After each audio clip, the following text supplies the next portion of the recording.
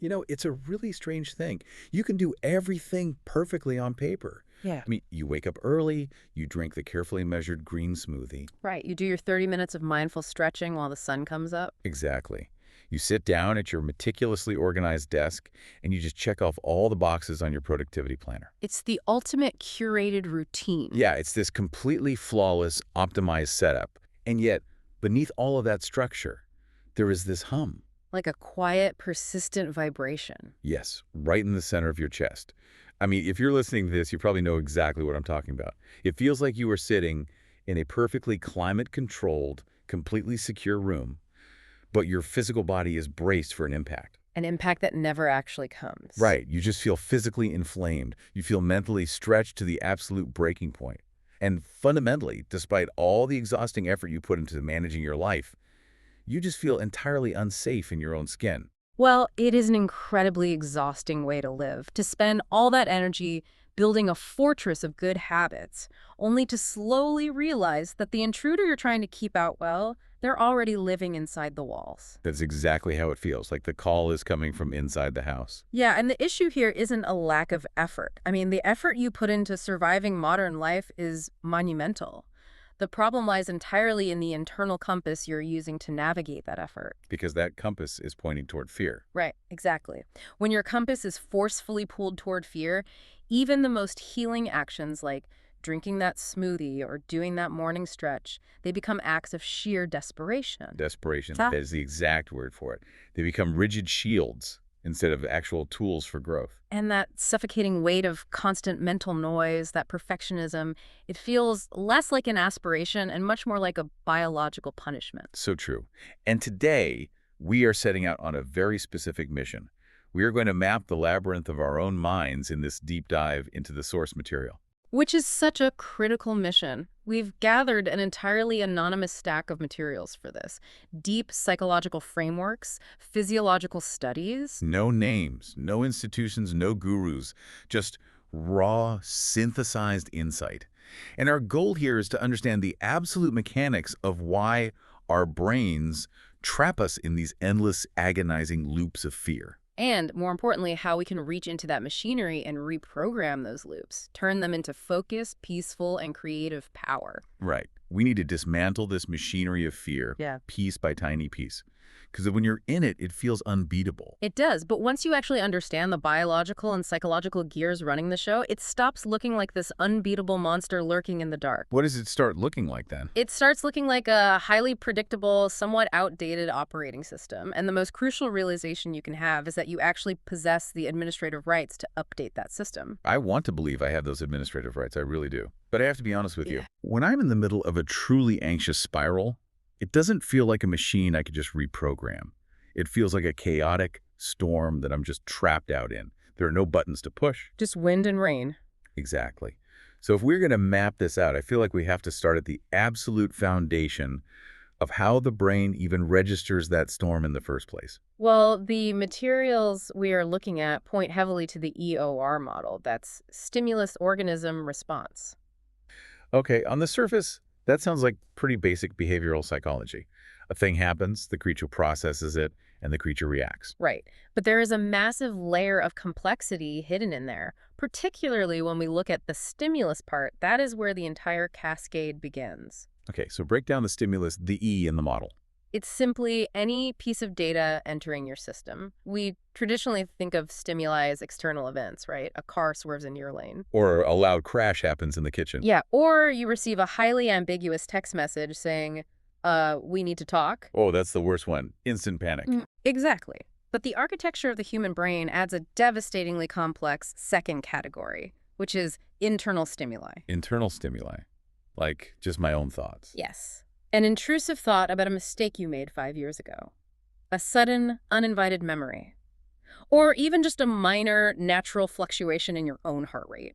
Wait, so to the machinery of my brain, an imagined future bankruptcy is processed as the exact same kind of raw data as a literal physical predator standing right in front of me. The exact same. Your brain does not differentiate in that initial stage. And that data feeds directly into the organism, the O in our model. Which is us. Our nervous system, our five senses, and this incredibly complex processor inside our skulls. Precisely. The organism takes that raw data, whether it's a car swerving or an imagined financial ruin, and interprets it. And it interprets it based on a massive database of past experiences. And current biological states, right? Like, if I didn't sleep well the night before, my organism is going to process a totally harmless joke from a coworker as a severe personal attack. That is a critical variable.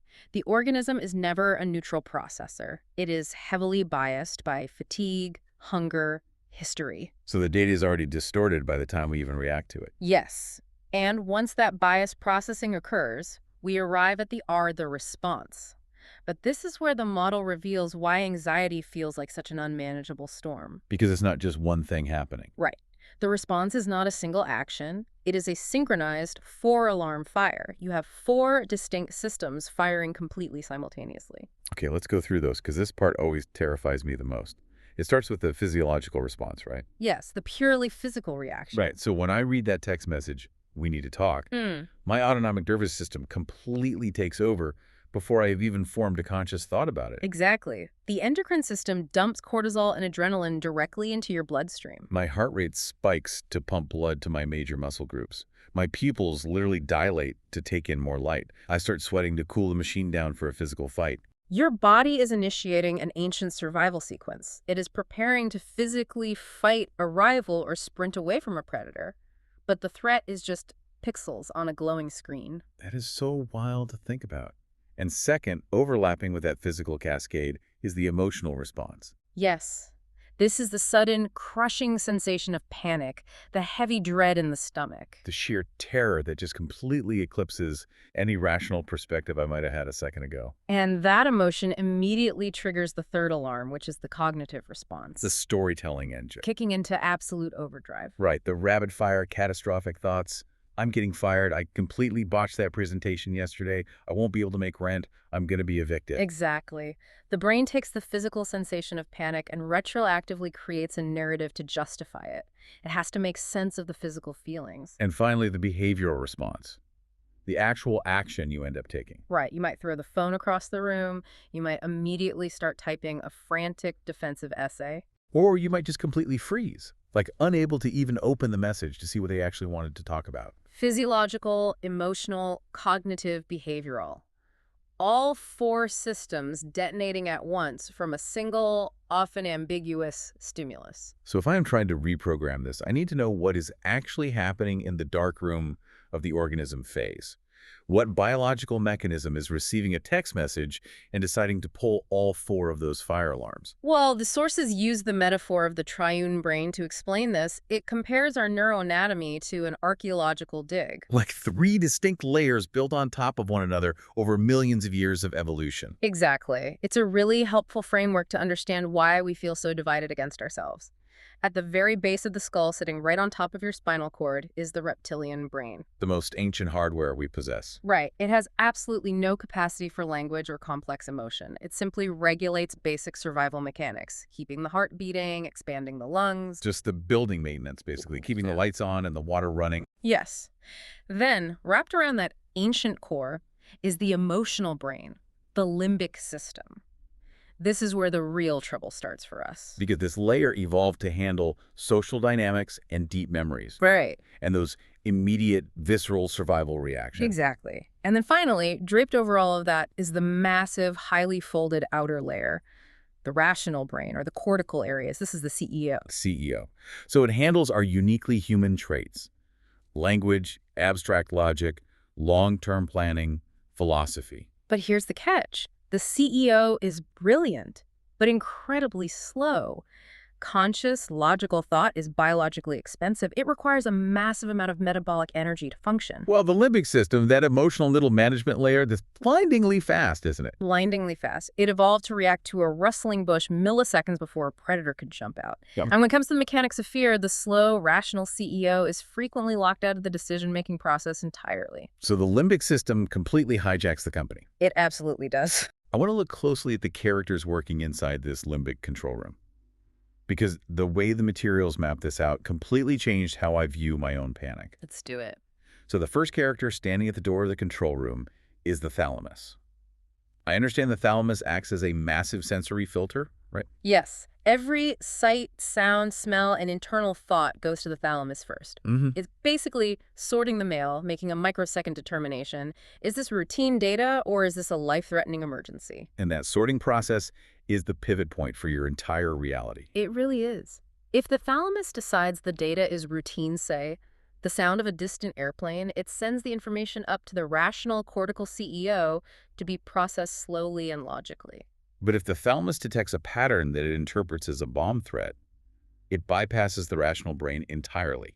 It sends an urgent red alert signal straight into the control tower of the limbic system. And that control tower is the amygdala, the epicenter of the emotional response, the hand that pulls the fire alarm and initiates that four-system physical explosion we just talked about. But here is the critical flaw in the machinery, right? The thalamus and the amygdala don't actually know objectively what is dangerous. No, they don't. They have to rely on a third character in the room, the hippocampus, the librarian. The librarian, I love this analogy.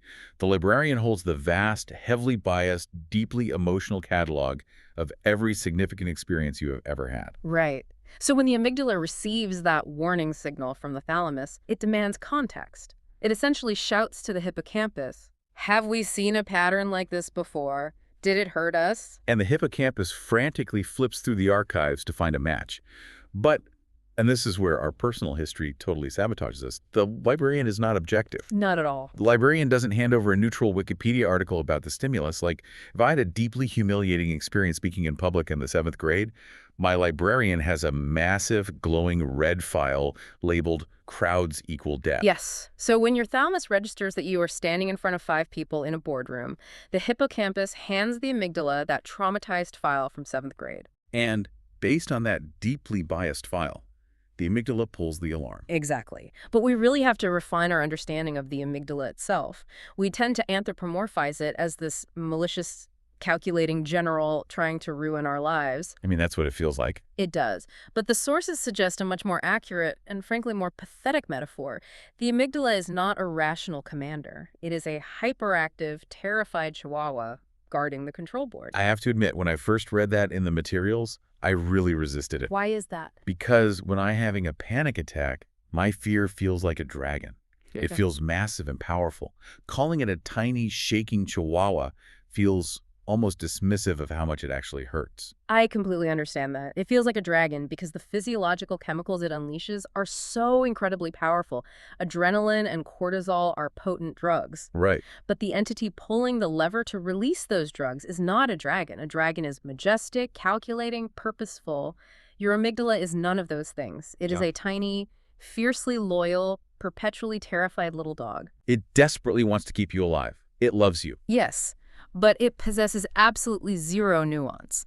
To a chihuahua, there is no difference between a heavily armed burglar breaking a window and the mailman dropping off a package. Any sudden movement, any loud noise, any ambiguous shadow is interpreted as a mortal threat requiring maximum volume. Exactly. So the fundamental tragedy of human anxiety is that our brilliant, highly evolved, rational brain has essentially handed over the emergency controls of our nervous system to a terrified, shaking dog. While a traumatized librarian feeds it the worst possible memories to justify the barking. That is the exact neurological reality, and it explains why modern life is uniquely destructive to our nervous systems. We are living in an evolutionary mismatch. Because an animal in the wild generally only experiences fear when a physical predator is present. Right. The stimulus is external, immediate, and actionable. You run or you fight.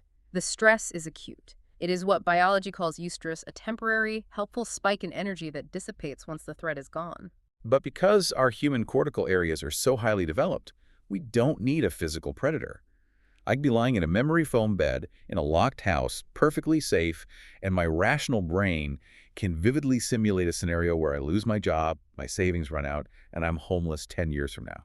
And the chihuahua cannot tell the difference between a physical reality and a vivid cortical simulation. Wow. So my thoughts alone act as the stimulus. The thalamus receives the simulation, the hippocampus provides the files of every time I ever felt inadequate, and the chihuahua starts barking hysterically. And your body launches into that four-system survival response. Mm. Heart racing, digestion halting, muscles tensing, all to fight a phantom future that does not exist. Let's ground this in the specific example from the materials. The scenario of hearing a noise in the house at night. because it perfectly illustrates how the internal state of the organism changes the entire reality. It is a profound example. So the physical stimulus is identical in both scenarios. A piece of wood contracting and making a creaking sound in the hallway. Okay, so person A is well rested, relatively content, and feels secure. They hear the creak. The data hits the thalamus. And the hippocampus pulls a file that says, old houses settle as the temperature drops. The chihuahua looks up, sees the neutral file, and goes back to sleep. The rational brain eventually registers the sound and decides to completely ignore it. But person B is a completely different story. Person B has been working 80-hour weeks. Their cortisol baseline is already elevated. Maybe they spent the last 2 hours scrolling through highly sensationalized negative news stories before turning off the light. Exactly. Their entire nervous system is primed. They hear the exact same creak. But for person B, the thalamus is already on high alert. It receives the sound and instantly flags it as an emergency. And the hippocampus, biased by the elevated stress and the negative media, bypasses the logical file about old wood and pulls a file labeled intruder. The chihuahua begins barking hysterically. The amygdala hijack occurs. Person B breaks into a cold sweat. Their respiratory rate skyrockets. Their peripheral vision narrows. Their body is biologically reacting as if a violent intruder is already standing inside the bedroom. Because to the nervous system, the imagined threat is absolute, undeniable reality in that specific microsecond. The body does not know it as a false alarm. It doesn't. And if we pull back and look at our daily lives, modern society is essentially an industrialized factory designed to keep that chihuahua in a perpetual, never-ending state of barking. The relentless pinging of notifications, the ambiguity of emails. The abstract, crushing pressures of career trajectories and social media comparisons. It is an endless barrage of ambiguous stimuli. We rarely experience temporary eustress anymore. We are totally submerged in chronic distress. We're enduring a constant, low-grade hum of biological terror, which brings us to the inevitable consequence of this state. What happens when the dog never stops barking? What happens to the physical organism when it is constantly flooded with the chemistry of survival? Well, it breaks down. Which leads us to the physical toll of this chronic anxiety, and specifically the gut-brain connection. We often treat anxiety as if it is purely a mental phenomenon, like a ghost in the machine. But the sources are explicit about how profoundly physical this is. The physical link is undeniable, and it's primarily driven by the vagus nerve. The 10th cranial nerve. Yes. It's a massive bidirectional information highway connecting your brain directly to your digestive tract, your heart, and your lungs. And crucially, about 80% of the fibers in the vagus nerve send information up from the gut to the brain, not the other way around. Exactly. So the gut is constantly reporting its status to the brain. And when the amygdala is pulling the fire alarm, what happens to that system? That's what I wanted to ask. Oh. Because in a state of survival, digestion is biologically irrelevant, isn't it? Completely irrelevant. If a tiger is chasing you, your body does not need to spend precious metabolic energy digesting a sandwich. What? So the sympathetic nervous system shunts blood flow away from the gastrointestinal tract and forces it into the skeletal muscles. Acid production is altered. The muscular contractions that move food through the intestines slow down or completely spasm. Wow, so if your chihuahua is barking all day because of emails and social anxiety, your digestion is permanently compromised. Yes, the constant flood of stress hormones alters the actual microbiome in your gut, destroying beneficial bacteria.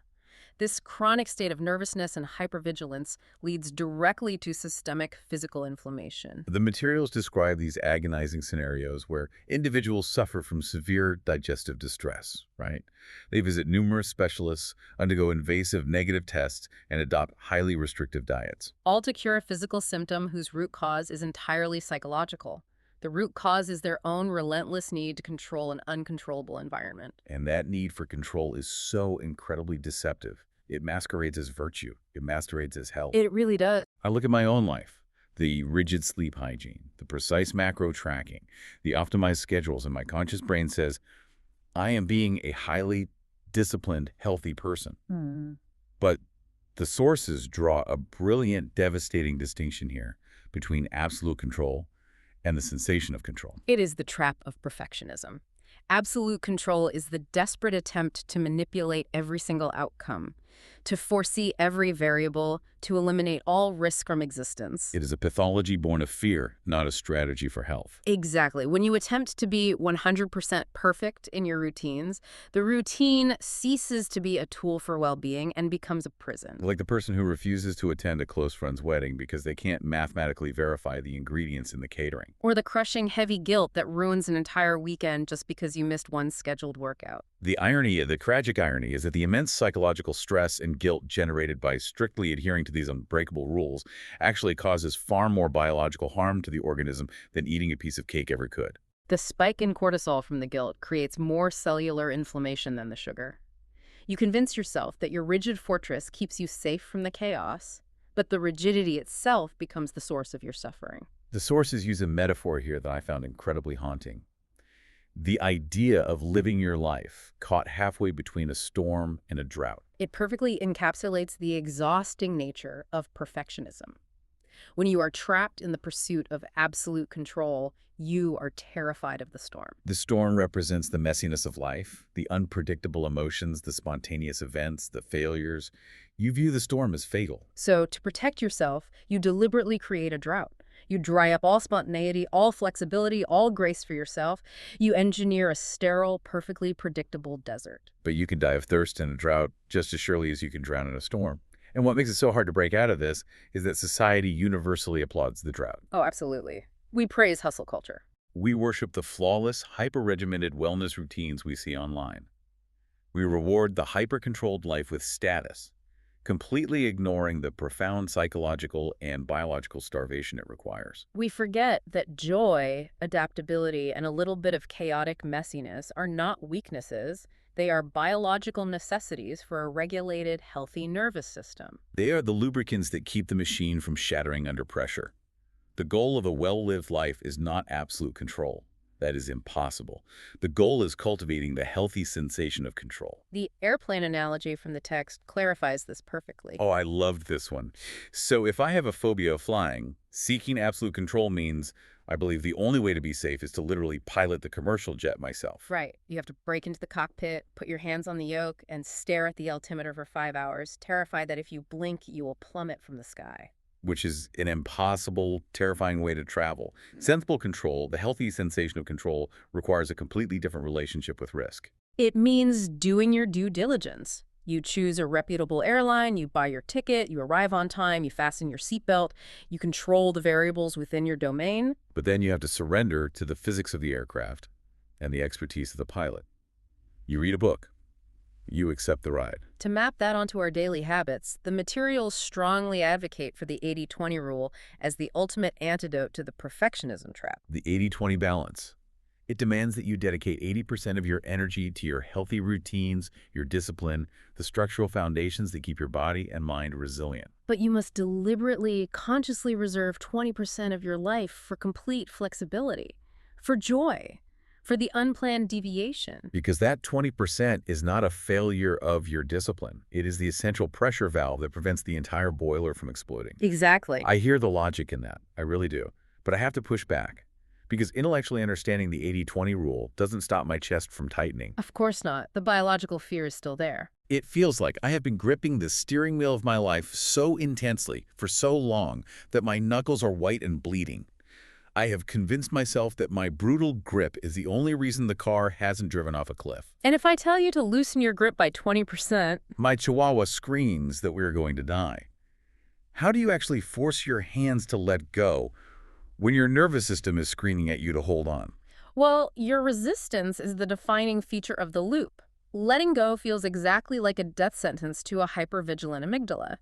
The mistake is believing that letting go means taking your hands completely off the wheel and closing your eyes. It doesn't. It doesn't. It simply means softening your grip enough so that you can actually feel the texture of the road. It means observing the bumps instead of rigidly fighting the suspension of the car. Okay, but to achieve that softening, we have to look at the mechanics of the mental loop itself, right? And how to biologically interrupt it. Yes. Let's look at the anatomy of this loop. When the chihuahua takes over and the amygdala hijack occurs, the sources describe a phenomenon of tunnel vision. Which is a literal evolutionary mechanism, isn't it? It is. When the amygdala fires, The brain deliberately narrows your cognitive and sometimes even your physical peripheral vision. It puts blinders on you. If a tiger is in front of you, the brain does not want you distracted by the beautiful sunset to your left. It forces you to lock onto the threat. But when the threat is abstract, like a fear of failure, that tunnel vision locks you entirely into a negative perceptual field. You literally lose the neurological capacity to perceive the positive, stable elements of your life. You are locked in the dark room. And once you are locked in, the mind engages in two distinct forms of torture: preoccupations and ruminations. Let's define those. So preoccupations feel like running on a treadmill that keeps speeding up. They are entirely future-focused. The endless cascade of what-ifs, anticipating complex catastrophes that haven't happened and statistically probably never will. What if I miss the deadline? What if the client hates it? What if that leads to me getting fired? What if my partner leaves me because I'm unemployed? It is the brain trying to calculate every possible future variable to maintain absolute control. And ruminations, conversely, are entirely past-focused. They are the obsessive, repetitive analysis of past events, usually driven by an attempt to answer inherently unanswerable questions. Why did that person betray me? Why did I make that embarrassing comment 3 years ago? Why does the brain do that? Why does it endlessly pick at a psychological scab, knowing it causes pain? Because the rational brain deeply craves cognitive closure. It requires the world to make logical sense. Ruminating is the brain's desperate, flawed attempt to force a completely illogical event, like the unpredictable, chaotic cruelty of another human being, into your structured, logical belief system. The sources use a perfect geometric metaphor for this. It is like trying to force a cylindrical block into a moon-shaped hole. You can push, twist, and hammer at it all day, but the geometry will never align. Yet the brain keeps trying under the false illusion that if it just analyzes the memory one more time, the geometry will magically change, it will make sense, and the emotional pain will evaporate. But the geometry never changes. The rumination just carves a deeper, darker groove into your neural pathways. So if logic and analysis actually make the loop worse, how do we break it? The mechanism to break it relies on a cognitive superpower called metacognition. Thinking about what you are thinking. Stepping outside of the thought itself. That is the essence of it, but the application is profound. Metacognition is the ability to forcefully step out of the role of the actor, who is currently suffering the panic, and step into the role of the observer, who is neutrally watching the panic unfold. It is the act of creating a microscopic sliver of psychological distance between your core identity and your passing thoughts. Instead of being the storm, you become the meteorologist standing on the porch, observing the barometric pressure drop. It's the difference between your brain screaming, "I'm a total failure and my life is over," and you calmly noting, I'm noticing that my chest is tight and my chihuahua is currently generating thoughts about failure because of an ambiguous email." You neutralize the thought by labeling the process of the thought, rather than accepting the content of the thought as absolute truth. Exactly. And a major component of this observer role is learning to identify the cognitive distortions your brain uses to trick you. The sources outline several of these distortions, and identifying them really is like turning on the lights in a dark room. It strips them of their power. One of the most prevalent is mind reading. Mind reading is the arrogant assumption that you know exactly what another person is thinking, usually assuming it is negative toward you, without any empirical evidence. Your partner is quiet during dinner, and your amygdala instantly decides, they are furious with me, I did something wrong. You react to the imagined anger, creating a real conflict out of thin air. Another deeply destructive one is magnification, taking one microscopic negative detail and using it to contaminate an entire experience. You go to an event. You have 3 hours of incredible connection with friends, but as you are leaving, you make one slightly awkward joke. You spend the entire drive home agonizing over that 5-second interaction, completely convinced that the entire night was a catastrophic social failure. You magnify the single flaw until it eclipses the vast majority of positive data, and a third distortion is labeling. This is when you take a single, isolated mistake and weaponize it into a core identity, right? Yeah. You fail an exam. A healthy brain says, I failed this specific exam. A brain trapped in a labeling distortion says, I am a failure. I am fundamentally broken. Recognizing these distortions is the crucial first step of metacognition. But the next step, this is where the intervention becomes incredibly counterintuitive and deeply challenging. It involves a clinical technique known as paradoxical intention, paired with radical acceptance. Paradoxical intention. It sounds like trying to use reverse psychology on your own nervous system. In practice, that is exactly what it is. Consider what you normally do during an anxiety spike. Your immediate instinct is resistance. You fight the loop. You tell yourself, I need to calm down, stop panicking, please. Just make this stop. But we have to look at how the amygdala interprets that resistance. Resistance is a signal. It tells the chihuahua, you are right. This feeling is dangerous. There is a threat. Keep fighting. Keep barking. The act of fighting the panic literally fuels the biological panic. Yeah. So what is the paradoxical alternative? You do the exact terrifying opposite. You open the front door and invite the anxiety inside. You literally consciously say to your brain, bring it on, give me the panic, make my heart beat faster, make my hands sweat more, show me the absolute worst you've got. Okay, I have to stop you there because telling someone in the middle of a panic attack to demand more panic goes against every single survival instinct coded into the human body. It does. It feels like telling a child to invite the monster under the bed to come up and share the blankets. It sounds insane. It feels utterly terrifying the first time you try it. But we have to look at the neurology of what happens when you tell the monster to come up. Anxiety is a parasite. It requires the friction of your resistance to generate energy. So if you completely drop the resistance, If you give the physical sensation full, radical permission to exist in your body, and even demand more of it, the paradox occurs. The biological feedback loop short circuits. the chihuahua looks around the control room, deeply confused. Yeah. You aren't fighting. You aren't running. Therefore, there must not be a real threat. And without the friction of resistance, the alarm system slowly powers down. You are radically accepting the feeling, letting it wash over you, instead of exhausting yourself trying to build a dam to stop it. The sources use a gardening metaphor here that really clicked for me, treating intrusive thoughts like weeds in a garden. Right. If we obsess over the weeds, if we constantly stare at them, hack at them, and water them with our fear and attention, they grow massive root systems. But if we utilize radical acceptance, we simply acknowledge, yes, there are weeds here, and then we deliberately shift our focus to watering the roses. Denied our attention and resistance, the weeds eventually wither. It is about where you direct your cognitive currency. And to help forcefully shift that focus away from the weeds during a hijack, the materials provide a highly practical physiological grounding exercise. They refer to it as the comeback technique. Yes. It is designed to literally drag your consciousness out of the future or the past and dock it violently back into the present moment. How does the comeback technique mechanically work? It uses your physical senses to force the thalamus to process new, entirely neutral data, which interrupts the hippocampus from playing its old trauma files. When you feel the loop starting, you stop whatever you are doing. You breathe out. And you force your brain to answer 3 questions. First, what are 3 specific things I can visually see right now? You don't just glance. You study them. The exact shade of blue on that book cover, the geometry of the window frame. Second, what are 2 distinct things I can hear? The hum of the refrigerator, the sound of cars on the wet pavement outside. Third, what is one thing I can physically feel? The specific weight of your forearms resting on the desk, the texture of the cotton shirt against your shoulders. By demanding that the sensory system process this highly specific immediate data, you are starving the amygdala of the abstract imagined threat. You are proving to the organism in real time that in this exact physical second, you are safe. You break the hijack. And when you master this, when you realize that the monster under the bed is just a shadow cast by your own mental flashlight, a profound physiological shift occurs.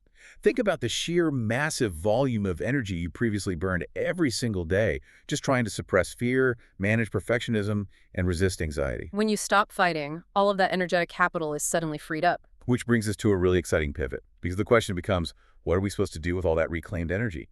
The materials argue that we don't just use it to sit around feeling less bad. No, we use it to shift into an entirely different state of operation, a state they call ultrafocus. Ultrafocus is the state of profound concentration and flow that becomes accessible only when your cognitive battery is no longer being drained by the chihuahua. But achieving ultrafocus requires a massive paradigm shift. It requires understanding that high performance is not just about physical mechanics. It requires combining the visible, physical world of action, your daily habits, your labor, your physical training, with the invisible world of vibration and intention. Okay, I want to pause here, because the word vibration can immediately trigger the skeptical, cynical part of my brain. It can sound very woo-woo, like we are abandoning the biology we just established to talk about magic.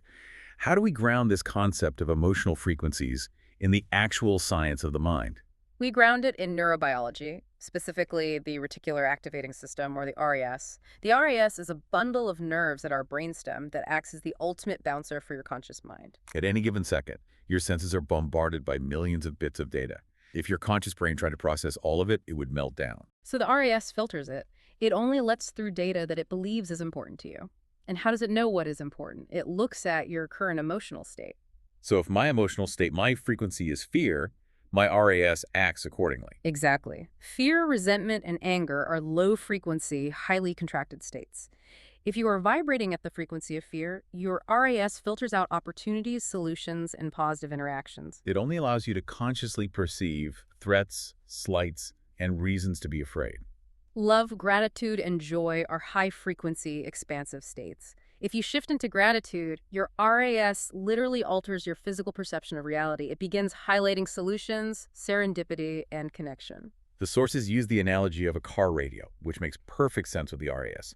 If my internal radio is tuned to 78.7 FM, I'm only going to hear the broadcast on that specific frequency. You could be surrounded by the beautiful music playing on 108.2 FM, but because your receiver isn't tuned to it, it literally does not exist in your reality. Yes.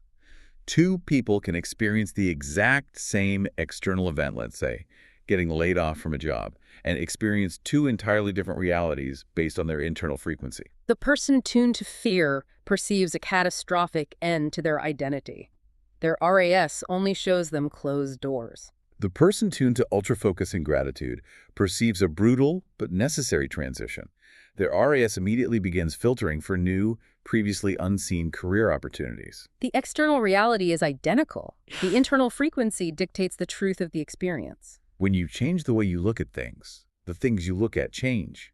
It isn't magic. It is the biological filtering of perception. But I have to ask, living with this high frequency, this ultra focus, does that mean a champion, a truly high performer, never feels doubt?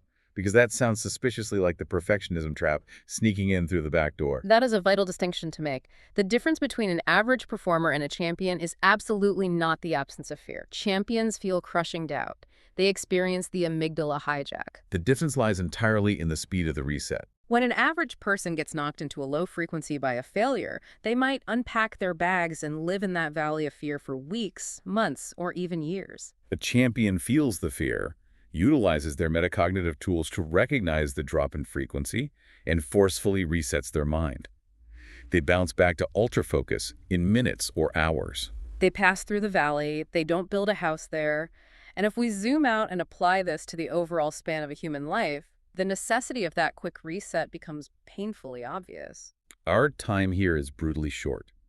When you truly internalize the brevity of life, you realize that indulging in chronic complaining, marinating in past regrets, and holding on to bitter resentments are not just bad habits, they are catastrophic wastes of your limited energetic capital. Which is why the materials place such a heavy emphasis on forgiveness, not as a moral imperative, but as an energetic necessity. You physically cannot vibrate at a high creative frequency if you are dragging the massive iron anchor of past resentments. You have to forgive others, but more importantly, you have to forgive the past unhealed versions of yourself. You have to recognize that those dark, panicked places you operated from in the past were the exact crucibles that forged the empathy and the metacognitive tools you possess today. So, practically speaking, how do we actively tune the radio? How do we deliberately shift our frequency to utilize this ultra focus? The materials detail a specific mental practice of visualization, but it has a crucial twist. It begins with physical regulation, slowing the breathing, relaxing the skeletal muscles, bringing the nervous system out of fight or flight. You visualize your heart space expanding, and then you mentally project yourself into the future, visualizing a specific goal or reality you want to create. And this is the defining factor. You do not just picture the event. You must generate the precise emotion of the wish fulfilled before it happens in physical reality. You source your body to feel the profound gratitude, the relief, and the joy of the success right now in the present moment. Exactly. I struggle with this. I really do. Because if I am just sitting on a cushion, breathing into my heart, and feeling positive vibes about my goals, doesn't that inherently make me passive? Am I just adopting some magical thinking, hoping the universe rewards my good mood while I sit on the couch? That is the most common and dangerous misunderstanding of this principle. It completely ignores the first half of the equation. Ultrafocus requires combining the invisible world of vibration with the highly visible physical world of action. Adjusting your frequency does not replace the need to do the hard work. Adjusting your frequency inspires and alters the quality of the work you do. Okay, break that down for me. How does the frequency change the action? Imagine two people who both need to make 10 difficult sales calls to save their business. Person A is vibrating at the frequency of fear. They make the calls, taking the physical action, but their voice is hesitant, they are defensive, and they subconsciously project desperation. They fail. Person B takes the exact time to shift their frequency into confidence and service before picking up the phone. They make the exact same 10 calls, but their action is bold, creative, and resilient to rejection. They succeed. The physical action was identical. The internal state from which they tackled reality dictated the outcome. It's the difference between running away from a bear and sprinting toward a finish line. In both scenarios, your legs are moving as fast as they can, your lungs are burning, you are doing the hard work.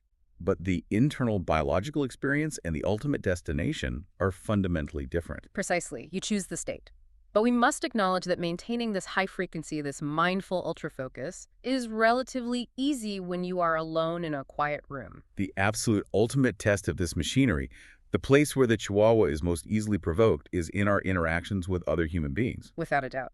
Which brings us to the final and perhaps most volatile territory we need to map, the mirror of relationships.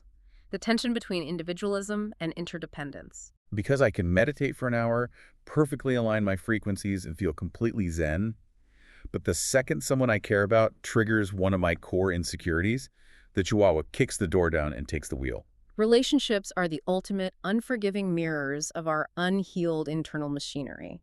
They specifically reflect our three fundamental human fears: the fear of abandonment, the fear of not being enough, and the primal fear of getting hurt. How your neurobiology handles those specific fears dictates the entire trajectory of your connections. The sources map out a behavioral pendulum that swings wildly when we experience relationship trauma. Let's trace that swing. Imagine a heavy pendulum. On one extreme, you have the state of zero boundaries. This is classic codependency. Driven entirely by the terrified fear of abandonment, you completely dissolve your own identity. You merge with the other person. You tolerate unacceptable behavior, you suppress your own needs, all in a desperate biological attempt to ensure they never leave you alone. But eventually that strategy fails. You inevitably get burned, manipulated, or crushed because you have no protective skin.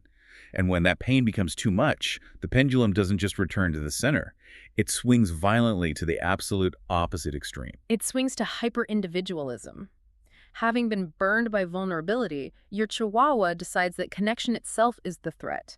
You build massive, impenetrable emotional fortresses. You adopt a rigid philosophy of, I do not need anyone. I am entirely self-sufficient. If you cross a single boundary of mine, you are instantly cut off. You effectively eliminate the risk of getting hurt. But the cost of that absolute security is total, crushing isolation. The fortress is incredibly safe, but you are the only one living inside it. You survive, but you starve to death emotionally. So where is the center of gravity? Where is the pendulum supposed to rest? The center resting point is interdependence. It is the most challenging and rewarding state to maintain. Interdependence is the conscious balance between unyielding personal responsibility and deep mutual support. It is the ability to stand firmly on your own 2 feet and say, I am entirely capable of surviving on my own. I do not need you to exist, but I actively choose to lean on you, and I invite you to lean on me. But achieving that interdependence requires disabling what the sources call the threat scanner. Because when we swing from codependency to that fortress of hyper-individualism, we keep our threat scanner turned all the way up. We become almost obsessed with spotting red flags in new people. We scrutinize the tone of every text message, we analyze every slight change in behavior, waiting for the inevitable betrayal, and we tragically mistake this hypervigilance for emotional wisdom. It is not wisdom, it is an overactive RAS, filtering only for danger. And when that hypervigilant scanner detects a perceived threat, even a minor, unintentional one, a very specific emotional transmutation occurs. Fear almost instantaneously masks itself as anger. Why does fear put on the mask of anger? Because fear is vulnerable. Fear feels like weakness. Anger biologically feels incredibly powerful. It is an armored bodyguard for your fragility. If a partner triggers your unhealed wound, perhaps they seem distracted, while you are sharing something important, triggering your deep fear of not being enough. Your amygdala panics. You feel acutely vulnerable. So, to protect yourself, the chihuahua bares its teeth. You attack. You lash out with criticism and anger. What happens to the other person when I lash out with anger? Their thalamus instantly registers your anger as a mortal threat. Their hippocampus pulls a file on being attacked. Their amygdala pulls the fire alarm.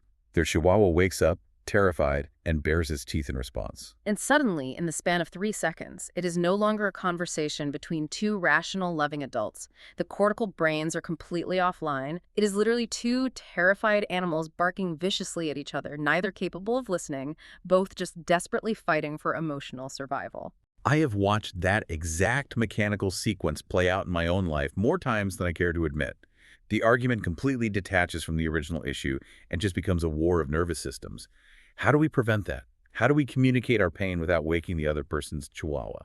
The methodology relies on actively adopting the team attitude. It requires a metacognitive shift right in the heat of the moment. You have to force your rational brain to remember one fundamental truth. The goal of the interaction is mutual understanding, not victory. If you successfully defeat your partner with a flawless, devastating argument, the relationship itself still suffers a massive loss. Let's apply this. Let's look at the contrast provided in the materials. How a hyper-individualist handles a conflict versus how an interdependent person handles it.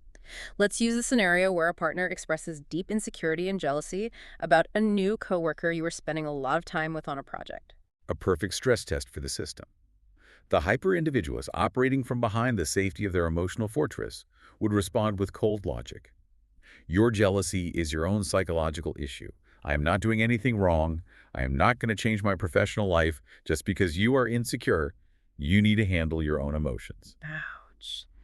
Technically, that response is advocating for personal responsibility. But it is entirely devoid of empathy. It leaves the partner completely alone with their panic. It triggers their fear of abandonment. It is a response designed to protect the speaker, not the relationship. Now, the interdependent response looks fundamentally different. It requires vulnerability. It sounds like this. I hear that you're feeling insecure about this coworker, and your feelings of fear are completely valid. I love you, and I want you to feel secure with me. What can we do together as a team to build trust in this specific situation while you also work on understanding the root of this jealousy? The difference in the neurobiological impact of those two statements is staggering. The interdependent response still requires personal responsibility. The partner still has to do the psychological work on their jealousy, but it offers a lifeline of mutual support. It frames the jealousy as a problem the team is tackling, rather than a flaw the individual must fix in isolation. Exactly. But I have to confess, it is so hard not to swing back to the fortress.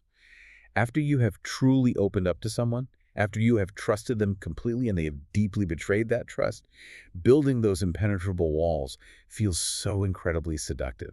It feels like survival. Voluntarily lowering the drawbridge again, exposing the soft tissue to another person, it just feels like inviting the fire back into your home. It is a profound, terrifying risk. Oh. We must not minimize that risk. Living a fully actualized life, loving with genuine depth, requires the willful assumption of massive emotional risk.